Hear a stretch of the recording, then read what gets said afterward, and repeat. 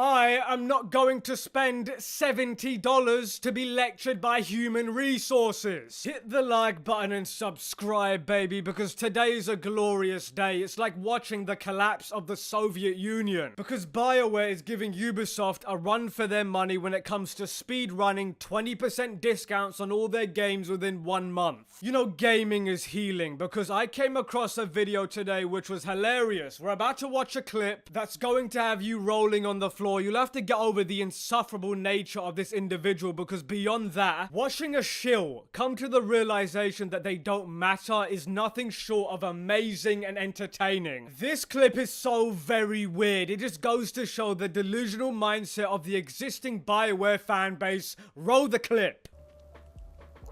Because Veilguard chose to represent, I guess. I don't know.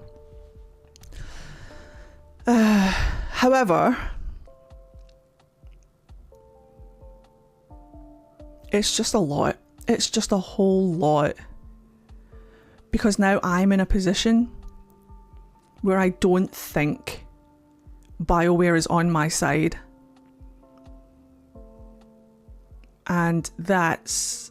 I'm in a position now where for the first time I don't think BioWare has the right intentions. Oh, what happened? Oh no, that's terrible. Oh no. This is what happens though when a narcissist is confronted with the fact that they can't always be the center of attention. You gotta be kidding me. Can you imagine the headspace to fully unironically say in a somber tone, BioWare is no longer on my side. I don't think BioWare is on my side. BioWare is on nobody's side, not even the loyal Dragon Age fan side. You know what I found funny is when you said that, I was like, great, now you understand what 99% of gamers felt for the last 10 years. I mean, the irony is that BioWare did indeed throw away uncounted millions of dollars trying to be somebody like your friend. Most corporations aren't on your side regardless of gender, race, or whatever weird kink you have. Because who in their right mind would think that a company has your well-being in mind? It's always about the money. See, they're on the side of money, but the problem was they thought they were gonna make bank on the modern audience. You'd have to be stupid to think that, but now it's become obvious they aren't doing that anymore. They're tossing the untalented millennial morons like you aside. This is a company. The mission should be, and it was at one point, believe it or not, to entertain, not to appease your political echo chamber. Fundamentally, this is the problem with having activists in your industry. They only care about who's on their side because it's not about making a quality product. No,